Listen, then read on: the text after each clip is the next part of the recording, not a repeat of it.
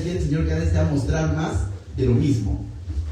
¿De qué? Que nuestra esperanza está puesta en ¿quién? En Cristo, no en las circunstancias. Amén. Entonces, después de que Pablo les ha dicho esto, también les ha advertido o les ha aclarado, decíamos, de ciertos eventos previos que iban a pasar antes del regreso de Cristo, ¿no? Les ha hablado un poco también del hombre de pecado, del inicuo y todo lo demás, pero Pablo no se ha centrado en eso.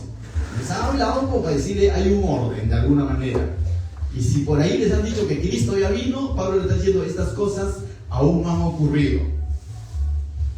Ahora, en este último capítulo, va a ser como una especie de una última exhortación, unas últimas palabras de ánimo, pero también vamos a ver palabras de donde va a decir os mando. Y os mando no en la autoridad propia de Pablo, sino os mando en el Señor, les va a decir. De tal manera que no nos va, tampoco la palabra de Dios es una recomendación para ver si lo haces o no lo haces. Aunque ciertamente tenemos ese libre albedrío, pero recuerda, más vale vivir conforme a la palabra de Dios que vivir conforme a nuestra propia prudencia. Cuando vivimos conforme a nuestra propia prudencia, es muy probable de que metamos la pata. Vivamos conforme a lo que dice la palabra de Dios.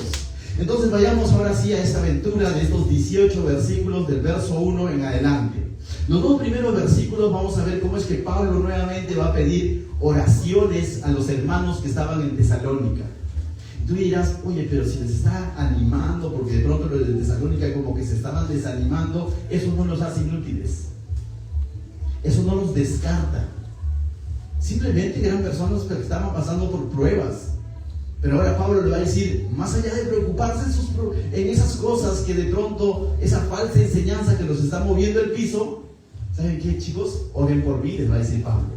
Y Pablo también va a mostrar esa parte de él, esa parte humilde en el que él mismo les va a mostrar que él no es el superhombre. Porque leemos tanto escrito por Pablo y tantas enseñanzas de Pablo, pensaríamos que Pablo era un superhombre, ¿no? Recuerda, Pablo tenía el mismo Espíritu Santo que tú tienes. Y entonces Pablo les va a decir, oren por nosotros. Y no solamente por él, sino por su equipo. ¿Quiénes estaban conformando ese equipo? Silas, Timoteo, ¿no? Básicamente estaban conformando ese equipo. Y Pablo le va a decir, vamos al texto entonces, dice, verso 1.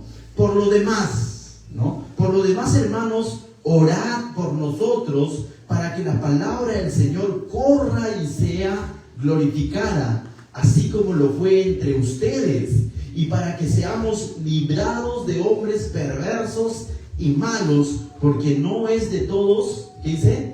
La fe. Entonces, Pablo ve de suma importancia que los hermanos oren por él, ¿no? Pablo considera como algo valioso. ¿Por qué lo digo? Porque no es la primera vez que le están pidiendo que oren por él y por su equipo. Entonces, para Pablo era de suma importancia que los hermanos de Tesalónica estén orando por él. Y recuerda, Pablo era un erudito, era un hombre que en su pasado había tenido un rango, un cargo, tenía todo un conocimiento, había aprendido a los pies de un hombre muy sabio de la época, un judío llamado Gamaliel. Pero Pablo no está diciendo, estos hermanos tienen unos meses de convertido, ¿qué van a orar por mí? No, él está viendo, está valorando y está pidiéndoles a los hermanos que oren por él y su equipo. Ahora, pero ¿qué es lo que Pablo va a pedir, no? ¿Por qué cosas quiere que Pablo que oren por ellos? Dos cosas vamos a ver en estos dos versículos. Uno dice, ¿es para qué? Para que la palabra del Señor corra y sea glorificada, ¿no? Para que la palabra de Dios, dice, corra, esto habla de que fluya, ¿no? Para que la palabra de Dios fluya, no se detenga, no se retenga, no sea, sino que llegue a más personas, ¿no? Y cuando la palabra llega a más personas, el objetivo final es que estas personas glorifiquen al Señor. Tú dices, ¿no es que sean salvos? Ciertamente, cuando estas personas creen en el Evangelio, creen en la palabra, definitivamente cuando creen en Jesucristo, se van a convertir y eso glorifica a Dios, ¿no? Y Pablo está pidiendo que por favor oren por eso, ¿no? Ahora, a pesar, y yo me pongo aquí, meditaba un poco este pasaje, decía, qué importante es entender que la palabra no va a correr o fluir porque tú eres bueno en retórica, o porque cuántos años ya tienes predicando. Pablo era un maestro de la ley, era un conocedor de la escritura. Para este momento Pablo ya ha casi culminado su segundo viaje misionero y ha ido de lugar en lugar y muchos han recibido a Cristo. Y Pablo fácilmente podría decir, bueno, esto ya lo tengo solucionado, ¿no? Mejor voy a pedir que los hermanos oren para no caer en la cárcel. Mejor voy a pedir que los hermanos oren para no caer por mis necesidades materiales. No. Pablo ve de suma importancia que los hermanos oren, ¿para qué? Para que la palabra de Dios fluya, corra a través de la predicación de él y su equipo. Mis hermanos, en otras palabras, Pablo está pidiendo que el mensaje que él está llevando de Jesucristo sea entendida, sea creída por más personas. Qué importante es orar por aquello que hacemos para el Señor. No solamente creo la predicación, ciertamente algunos somos llamados a enseñar, algunos somos llamados a predicar, otros son llamados a evangelizar. Fuese el llamado que tengas o fuese el don que tengas, mi hermano, no es para cruzarse de brazos y decir, ya tengo este don, por lo tanto, para esto no necesito oraciones. No, con mayor razón, necesitas que oren por ti, que oren por ese hecho. El don no es como que ya lo tengo y bueno, ya no necesito de las oraciones. No, con mayor razón, necesito más todavía. Y vemos aquí a un Pablo pidiendo que oren, ¿no? Para que... Tú dices, pero Pablo ya tenía... Te voy a decir esto, ¿no? Voy a hacer una especie de confesión, ¿no? A veces cuando comienzas en el tema de la predicación, me acuerdo, ¿no? Hace 2008 más o menos, a 2025 son matemática. Hace 17 años aproximadamente, un hermano, el pastor Santos, algunos lo conocen, me dice, Anderson, quisiera que compartas en Márquez. Ese tiempo íbamos a hacer evangelismo a Márquez, trabajábamos con jóvenes, ¿no? Créeme que me lo dijo lógicamente una semana antes quizás, ¿no? Quiero que compartas en Márquez. Y ese compartir en Márquez básicamente iba a ser mi primera predicación. Y yo era tardo para hablar y sigo siendo tardo para hablar. Te confieso que ahorita estoy nervioso. Pero aquel entonces se me notaba más porque ponía chaposo, rojo, ojos llorosos, ¿no? Entonces, esos días oraba al Señor, diciendo, Señor, pon tu palabra en mis labios y todo lo demás, ¿no? Me voy a entender. De aquel entonces a hoy en día han pasado 17 años. Pregunto yo, ¿aún seguiré necesitando que oren? ¿Aún sigo necesitando orar yo mismo por este hecho? Recuerda, nosotros no convertimos a las personas, mucho menos nosotros no convencemos. A veces la persona que está allí sentado piensa que depende del predicador, piensa que depende de la retórica, de la facilidad de palabra, del conocimiento. No, esa obra de conversión, de convencer de pecado, de juicio, es la obra de ¿quién? El Espíritu. Y las oraciones lo que hacen es decir, Señor, toca el corazón de estas personas. Señor, usa los labios de tal persona. Entonces, ¿cuán necesario es la oración, mis hermanos? Incluso para exponer la palabra de Dios. No podemos desligar estos dos hechos. Hay de aquel pastor que en algún momento dice, ya me lo sé todo. Tranquilos, no oren por esto. Mejor oren por los niños del África. No. Todos necesitamos, mis hermanos, de la oración. Ahora, yo he puesto como ejemplo la predicación. Y Pablo ciertamente estaba hablando de la proclamación del Evangelio. Pero vuelvo a repetir.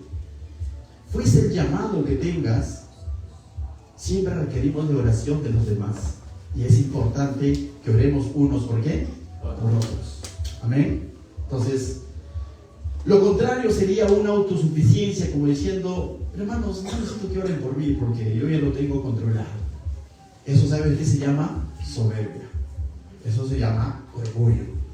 Y aquí yo veo un corazón de Pablo sencillo en decir, oren por nosotros para que corra la palabra de Dios y sea glorificada, así como fue entre ustedes. Y le está diciendo, así como ustedes fueron impactados por el Evangelio, así como el Evangelio llegó a ustedes, así que llega a otras vidas más. Eso significa correr, que fluya la palabra, que alcance más personas. ¿Te acuerdas de aquel momento en el que el Evangelio impactó tu vida? Hubo un momento en el que la palabra de Dios ha impactado tu vida y el Espíritu Santo te convenció de pecado y redarguyó tu corazón y tú decidiste entregar tu vida a Cristo, ¿no es cierto? La pregunta es, ¿quisiera que otras personas más también les pase lo mismo? Entonces, mis hermanos, oremos. Oremos para que el Evangelio siga siendo predicado. Y no solamente oremos por los hermanos de Jesús Salvador, sino oremos por todo aquel que está proclamando el Evangelio, porque proclamar el Evangelio no solamente es desde un púlpito. Oremos por el consejo que vamos a dar a alguien más.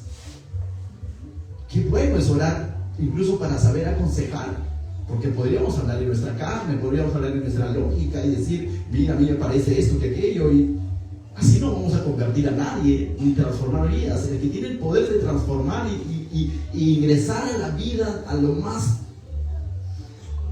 íntimo del ser humano es la palabra de Dios. Dice como una espada de ¿qué? Dos filos.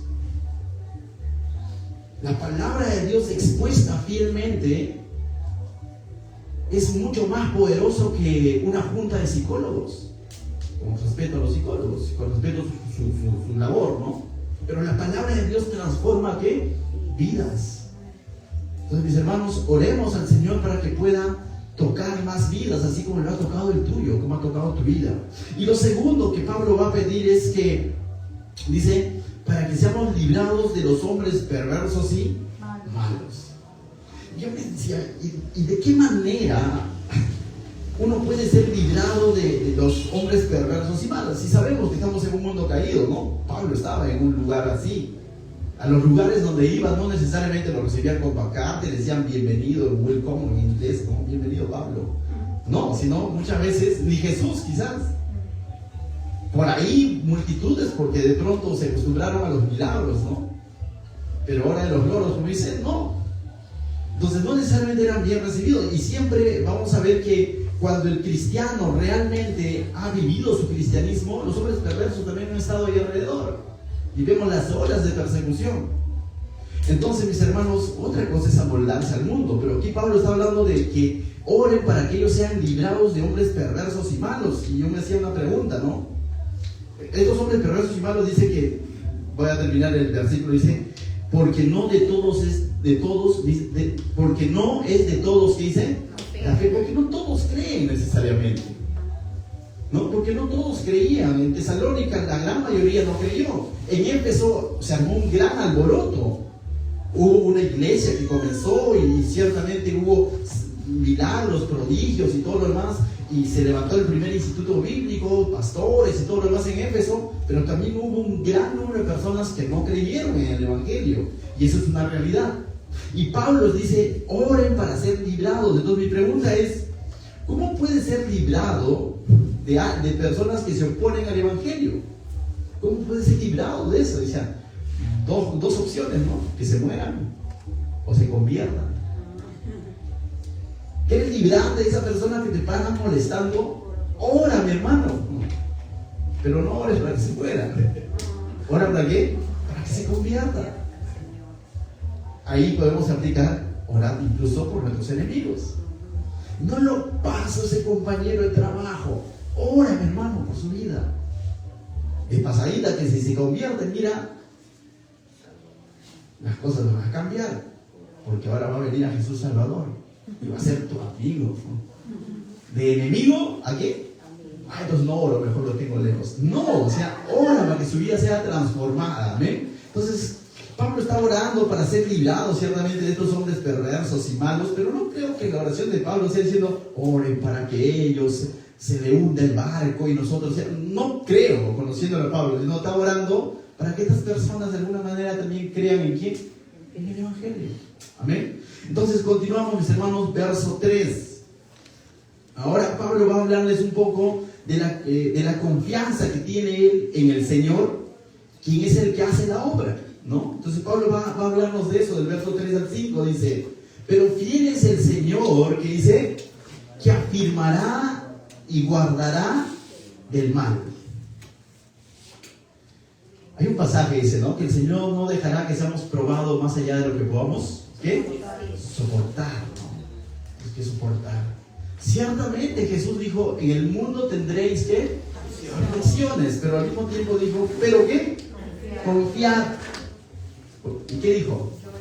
Yo he. Ese confiad no es, pero confiad que tú eres machito, fuerte, no.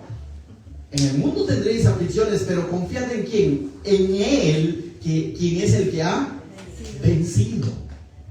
Ayer en esta nueva serie que hemos comenzado sobre lo que creemos en cuanto a la iglesia, veíamos que Jesús dijo, ¿no? Que sobre esa verdad de que Él es el Hijo de Dios, el unigénito del Padre, sobre esa verdad, ¿qué dice? Y Él iba a edificar una iglesia. Su iglesia. Dijo, edificaré mi iglesia.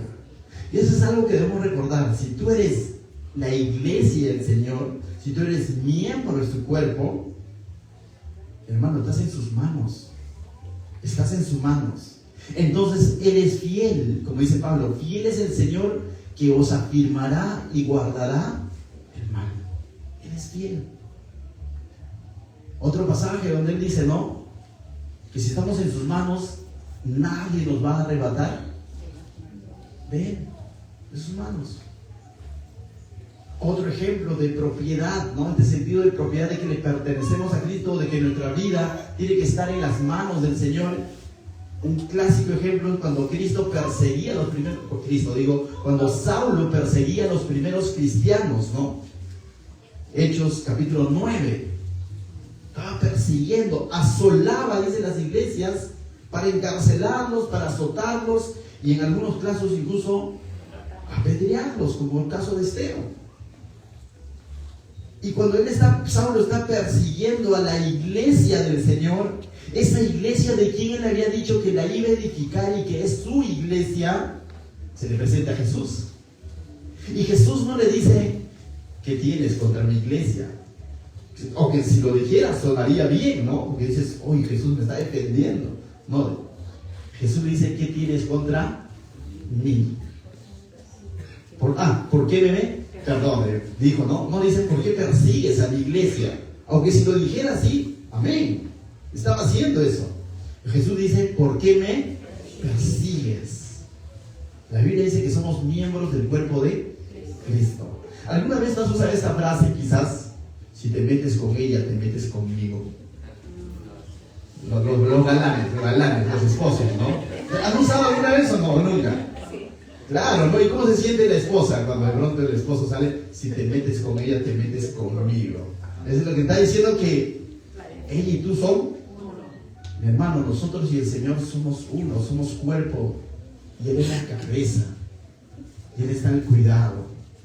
Y entonces, ¿cómo no creer en esta verdad que está diciendo Pablo en el verso 3? Pero fiel es el Señor que os afirmará y guardará ¿de qué? Del mal.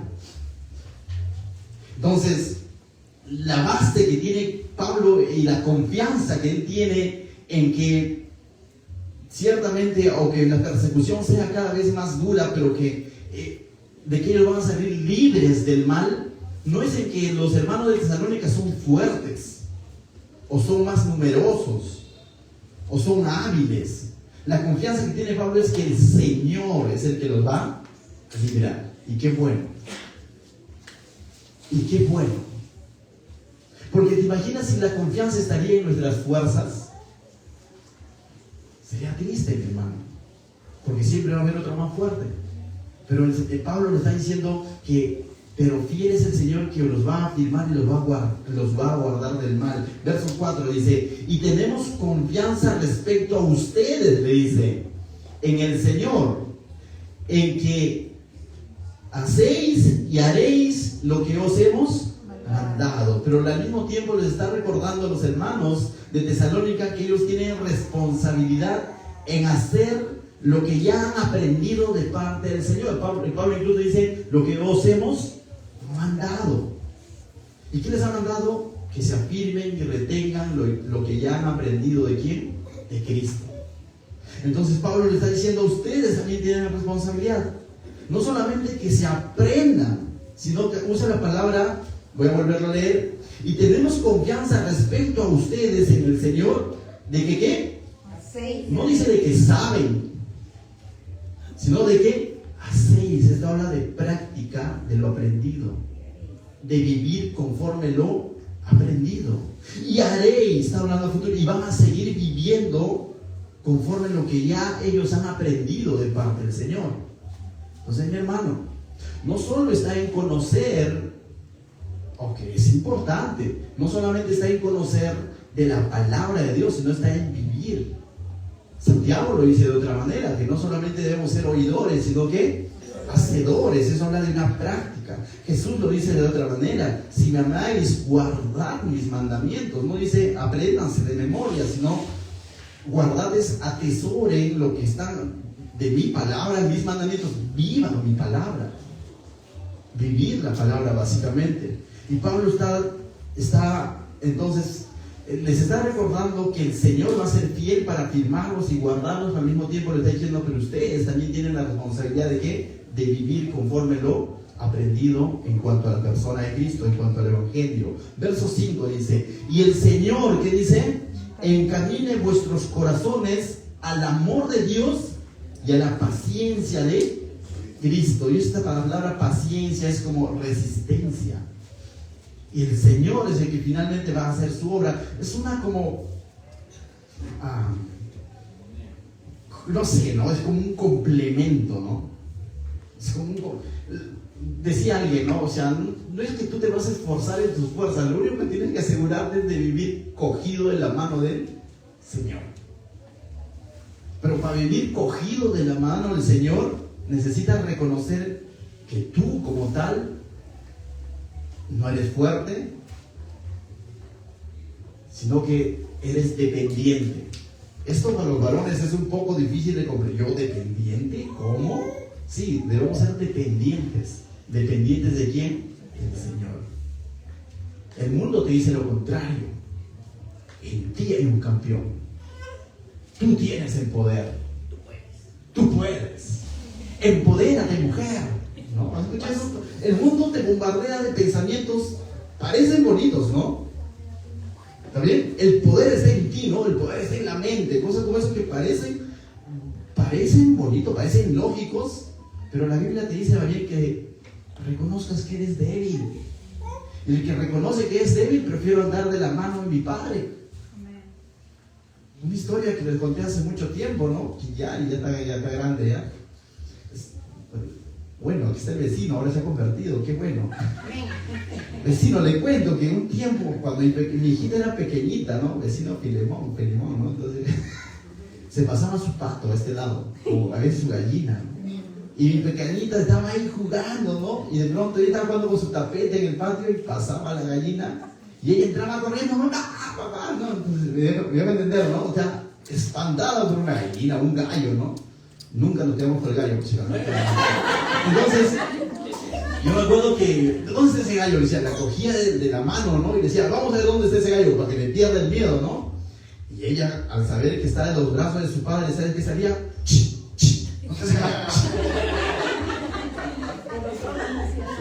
¿Por qué? Porque está encontrando esa protección de su padre, ¿no? Mi hermano, es similar. Cógete de la mano del Señor. Si Él está con nosotros, dice, ¿quién contra nosotros? Pero cógete de la mano del Señor. No pretendas luchar en tus propias fuerzas, porque vamos a fracasar.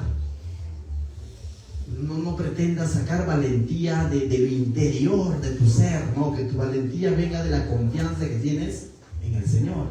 ¿Amén? Entonces Pablo le está diciendo, esta es una mezcla, ¿no? El Señor los va a guardar, el Señor es el que va a, de pronto dice, los va a encaminar sus corazones, pero al mismo tiempo le está diciendo que ustedes anden conforme lo que ya han aprendido del Señor. ¿Amén? Verso 6 pero os ordenamos, hermanos, en el nombre de nuestro Señor Jesucristo, que os apartéis de todo hermano que ande desordenadamente y no según la enseñanza que recibisteis de nosotros. Y aquí Pablo va a ordenar a que se alejen de cierto tipo de hermanos. ¿no?, de cierto tipo de personas. No nos está diciendo que son del mundo, que es diabólico, no. Si volvemos a leer, está hablando de hermanos, pero que de pronto estaban cayendo en una desobediencia en cuanto a lo que Pablo había enseñado, y lo va a hablar como que estaban andando desordenadamente, es decir, no estaban, hoy en día diríamos que no están andando de acuerdo a la palabra de Dios, ¿no? En ese momento, cuando Pablo está hablando, la palabra de Dios está en formación, pero ahora, hoy en día, podríamos decir que hermanos que no andan de acuerdo a la palabra de Dios, y más adelante va a aclarar un poco más todavía eso, ¿no? Pero dice, despide, ¿no? No es una sugerencia, ¿te has dado cuenta?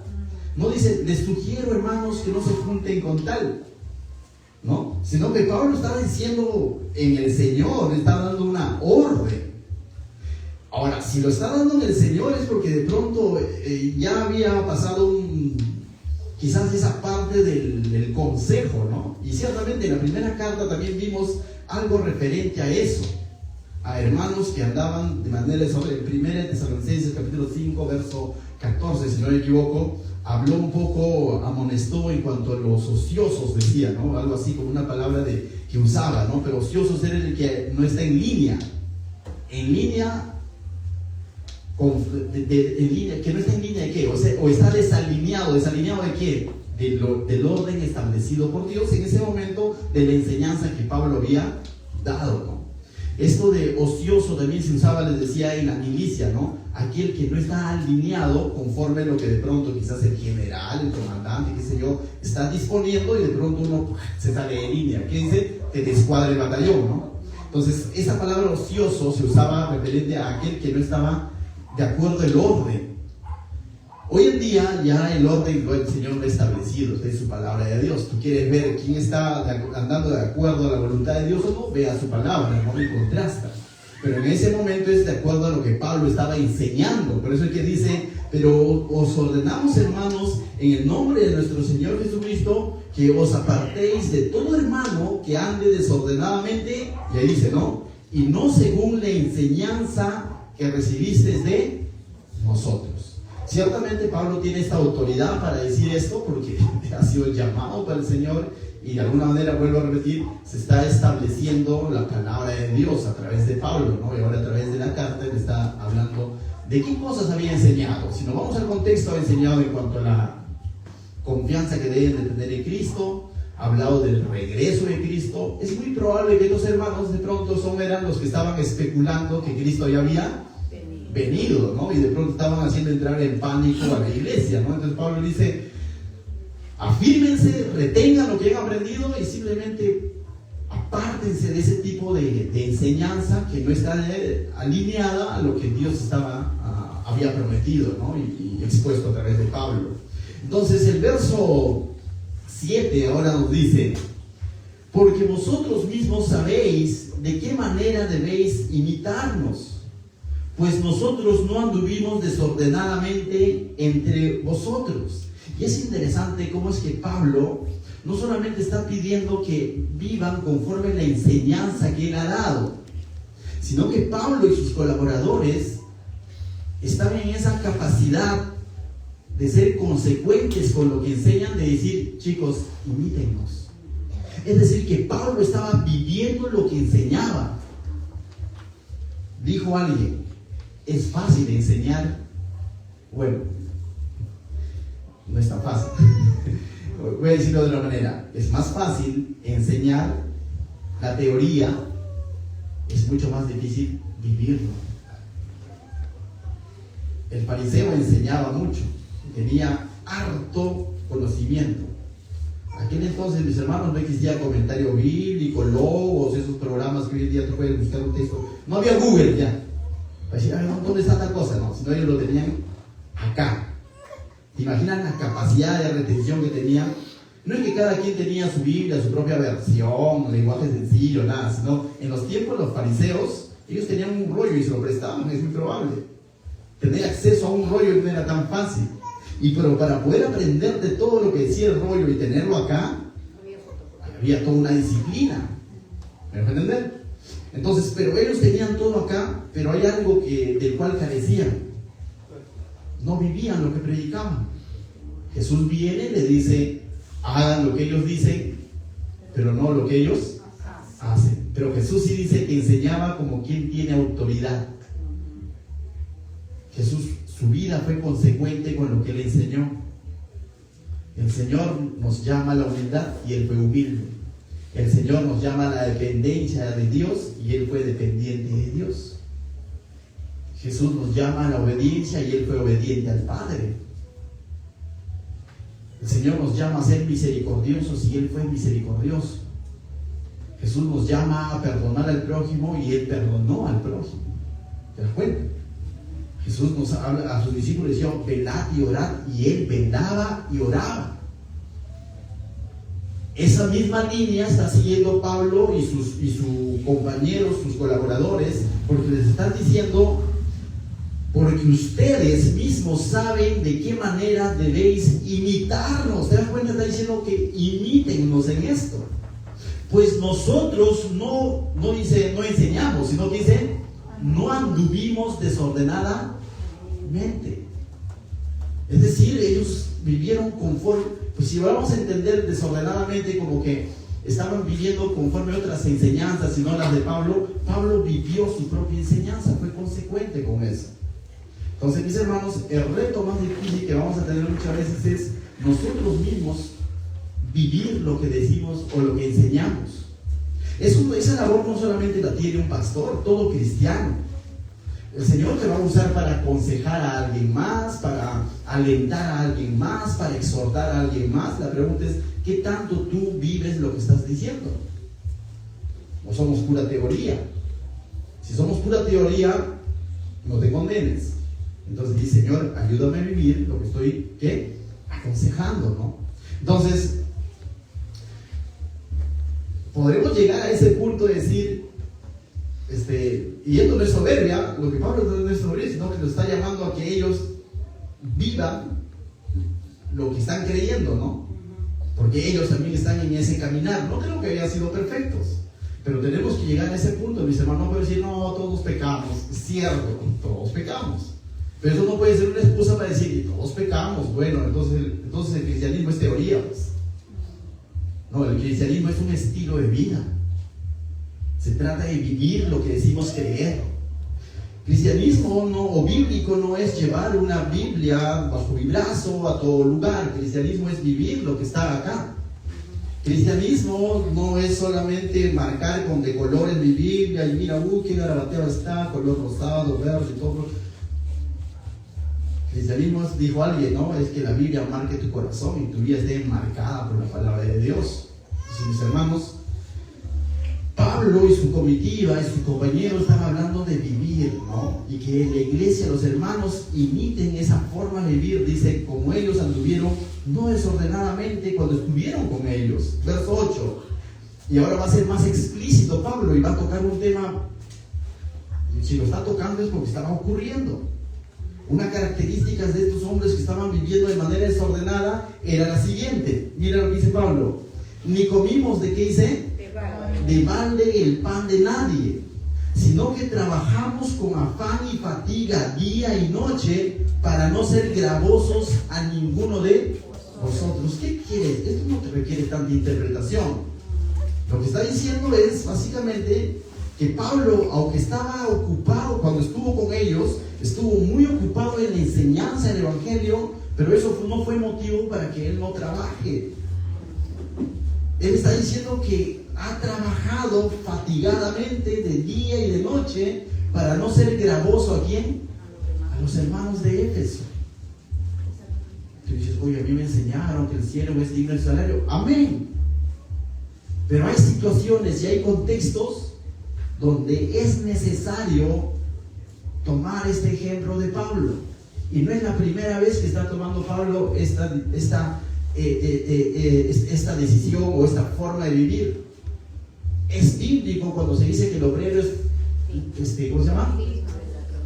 Digno de su salario, ¿no? Es bíblico, ciertamente.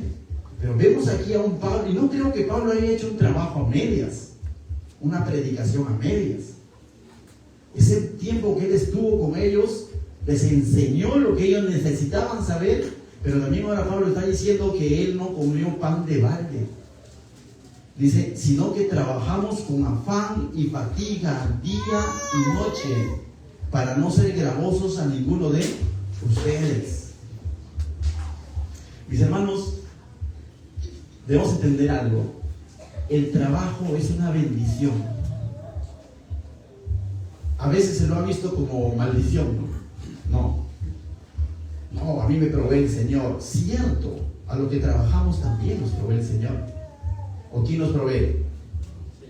El Señor. De lo contrario, todos los que trabajamos somos pecadores.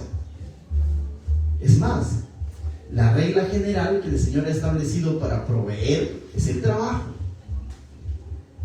¿Hay casos excepcionales? Puede ser. Pero mis hermanos, Pablo estaba hablando de que él trabajó de día y de noche. Y yo estoy agradecido con el Señor porque en nuestro contexto de Pachacútec, el Señor nos ha llamado a servir de esta manera.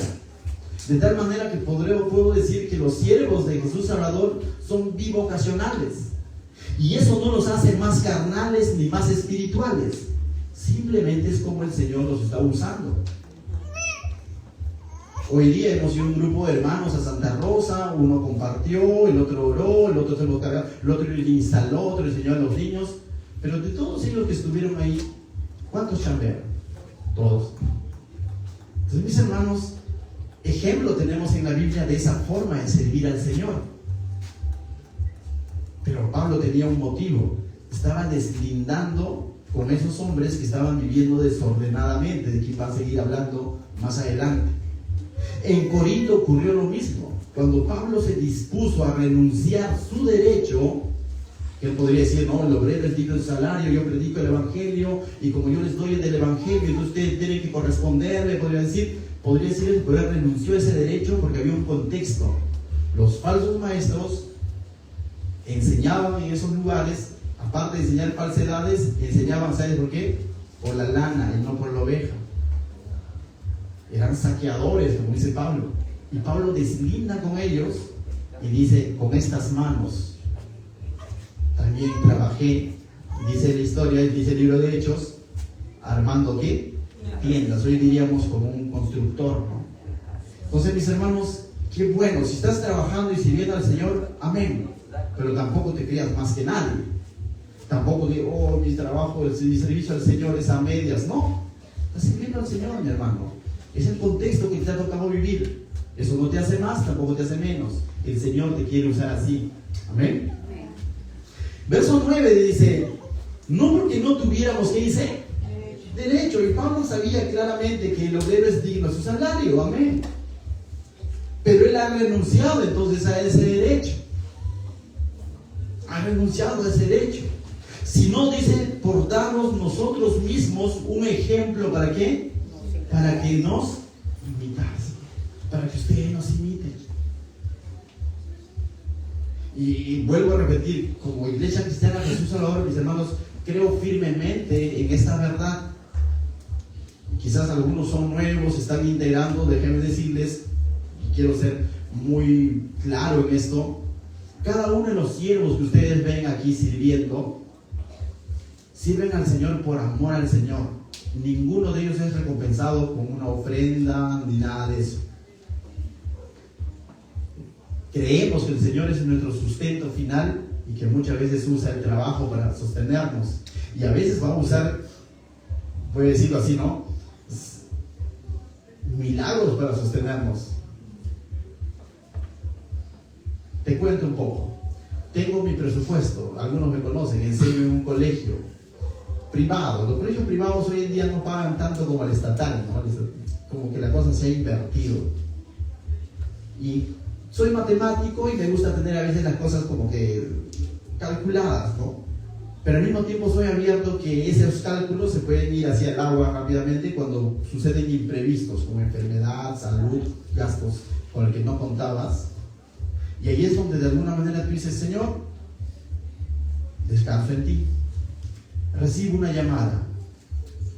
Pastor, disculpe, se le rompió sus lentes a mi hijito, ¿podrá fabricarle? Yo entiendo que el Señor me ha dado esa labor, ese talento de poder fabricar lentes. Y digo, gracias Señor, porque ¿quién más sabía que mi presupuesto ya estaba en negativo, no? ¿Eres tú? Digo, gracias Señor, porque tú eres fiel. Considero que esa llamada proviene de parte del Señor. Amén. Entonces, mis hermanos, el Señor es fiel. Sirvámonos al Señor por agradecimiento de lo que Él ha hecho con nosotros, no por el pago. Pero el Señor es fiel. Cada primer mes, primera semana del año, junto a mi esposa y mi familia, nos reunimos con el grupo de siervos y siempre manifestamos ese compromiso que hemos hecho desde que comenzamos esta obra. Renunciamos a ese derecho, no porque nos queremos autosuficientes, sino porque consideramos que es saludable para la iglesia y tenemos convicción en el Señor. De que renunciando a ese derecho, el Señor igual va a seguir siendo fiel, porque Él provee también a través de un trabajo. Tengo amigos pastores que de alguna manera son sostenidos por la iglesia, no los critico, me parece bien. Es así como el Señor los está usando. ¿Qué es lo que sí voy a criticar fuertemente y abiertamente? A aquellos que de pronto explotan a la iglesia y se hacen de las ofrendas, diezmo a la iglesia y se enriquecen de ellas. Definitivamente, si alguien detecto algo así y alguien me dice, ¿qué te parece eso? Voy a decir, eso es pecado. Pero aquel siervo que está siendo sostenido por su iglesia, amén. Es así como el Señor lo está guiando. Amén. Continuamos entonces, verso 9 dice, no porque no tuviésemos derecho, dice Pablo. Pablo habla de que es un derecho, sino que él ha renunciado a ese derecho para ser de ejemplo dentro de la congregación, dentro de los tesalonicenses, ¿no? Verso 10 dice, porque también cuando estábamos con ustedes, ¿qué dice? Os ordenábamos esto, si alguno no quiere trabajar, ¿qué dice? Que fue fuerte, ¿no? Esta frase es fuerte, pero que es bueno aclararlo. No dice si alguno no puede trabajar. La iglesia, desde sus orígenes, vemos que siempre vio por los necesitados, los viudas y los huérfanos. Y dentro de estos viudas y huérfanos probablemente había también personas que eran cojas, qué sé yo. Cristianismo es despojarte lo tuyo para ayudar al prójimo. Pero Pablo aquí está siendo enfático en esto porque está hablando de un querer, no de un poder. Va a haber situaciones, edad, salud, qué sé yo. Ahora, cuando nosotros a veces encajamos trabajo a una labor, voy a un lugar, ¿no? Trabajo también es lo que hacen las amas de casa. Trabajo es lo que hacemos también en casa. O sea, trabajo es dedicarnos a algo que está siendo de bendición para los nuestros y para alguien más, ¿no? Entonces no encajemos trabajo nada más. Trabajo es aquel que va y marca un horario. No, trabajo también es lo que hacen las amas de casa, ¿no? Entonces, mis hermanos, esa es una gran labor. Entonces, Pablo está diciendo acá, si alguno no quiere, está hablando de alguien, de un grupo abierto que tenía esa intención abierta de no, ¿qué? Trabajar, ¿no? Y como decía más atrás, estaban siendo gravosos. Entonces, Pablo es tan contundente de decir tampoco que coma, ¿no? Entonces, eso parece duro, ¿no? Una vez me acuerdo, los cuento así como anécdota, ¿no? Di una reflexión a mis estudiantes, cuarto año de secundaria, pues ya estaban muchachones, ¿no? Entonces digo, chicos, para que ustedes estén aquí en estas aulas, sus padres están trabajando, se están rompiendo los lomos y todo lo demás, pero a ustedes les corresponde ¿qué? Trabajar, no, sino ¿qué? Estudiar, ¿no? De alguna manera el estudio es su trabajo, su responsabilidad que ellos tienen que cumplir, ¿no? Entonces le digo, pero si has venido, has hecho horas, no has copiado, no prestaste atención a la clase, has estado jugando, ¿con qué cara vas a llegar a casa y vas a comer? Le digo, no, porque si no has estudiado, no has sacado provecho, no has valorado el esfuerzo de tus padres, vas a llegar a casa a comer todavía. Yo que tu mamá no te doy de comer, ¿no? Y le he dicho, y también en algún momento Sofi les ha dicho, ¿no? O sea, también les he dicho casi lo mismo, ¿no? O sea, en el sentido de hacerlos reflexionar, no dejarlos de hambre, ¿ya? Sino hay que reflexionar diciendo que, mira, oye, encima llegas a casa con hambre, después de estamos haciendo hora toda la mañana, ¿no? Tiene que valorar. Y tú ya dices, ¿qué le deja? Te vendió constantemente, a veces de cuando en cuando damos esas reflexiones para que recapaciten. El muchacho llegó pasado a su casa y le dijo, mamá, la profesora ha dicho que no debo de comer. que me deben dejar de hambre. Y la mamá al día siguiente allí plantada en el colegio. ¿Cómo la profesora va a decir esto, que aquello? Señor, hemos dicho de aquellos que no están cumpliendo su responsabilidad. Entonces su hijo se ha identificado con ese grupo, ¿no? La cosa cambia, profesor. Claro, no le ha contado completo. Su hijo se está identificando con los ociosos, porque no están haciendo, entonces, ¿qué van a comer? Pero si ustedes se dan cuenta, es para que ellos reflexionen. Me dejo entender, ¿no? Entonces, Pablo, imagino acá diciendo, ¿no? Que dice, y si alguno no quiere trabajar, dice, tampoco coma. Mando, cuánto quería ahí, ¿no? Bien, verso 11, entonces, dice, porque oímos de algunos, entonces Pablo no está hablando al azar. Pablo tiene información, tiene data, como dicen hoy en día, ¿no? Tiene datos. Dice, porque oímos de algunos de entre vosotros, de entre ustedes, que estaban ahí en la iglesia, dice, que anda, ¿qué? Desordenadamente. ¿Te acuerdas que he hablado de eso? Que anda desordenadamente, no trabajando en nada, sino, dice, entrometiéndose en lo ajeno. Entonces eso es como que anda de ocioso, ¿no? Y anda visitando el hora y bueno, hermano, yo vengo para orar, dice, ¿no? Vamos a orar por los alimentos, dice. Entonces se había puesto su ministerio, yo oro por los alimentos de casa en casa, algo así, ¿no? Entonces Pablo va de alguna manera está exponiendo, no sé si era uno, no, habla de algunos, el texto era un grupo de personas que de pronto no estaban andando alineados a la enseñanza de Pablo, no estaban laborando, no estaban proveyendo para los suyos, y por lo contrario tenían tiempo para entrometerse en temas que no les convienen, no es que no les convienen, sino a temas ajenos, ¿no? Entrometiéndose en lo ajeno, ¿no?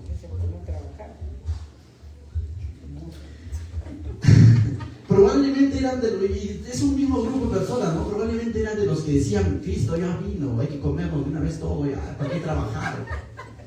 Probablemente no era que ya Cristo ya vino, ya está acá, ya, mira, hermano, ¿para qué guardas? ¿Para qué ahorras? Saca todo, comamos, y ¿para qué trabajar ya si Cristo viene mañana? Hermano, ciertamente queremos que Cristo venga pronto, no sé si es mañana, pasado, pero eso no puede ser que ha habido tantos fanáticos a través de la historia que de pronto por una enseñanza como esta vendieron sus propiedades y todo, y de pronto no vino el Señor. ¿Te acuerdas de esto de que el fin del mundo, el año 2000, después 2012, a nivel mundial había así uno que otro loco que de pronto ha sacado esto, ya viene, y la gente vendió sus propiedades y todo, y de pronto no vino, ¿no? ¿Y ahora de qué hago?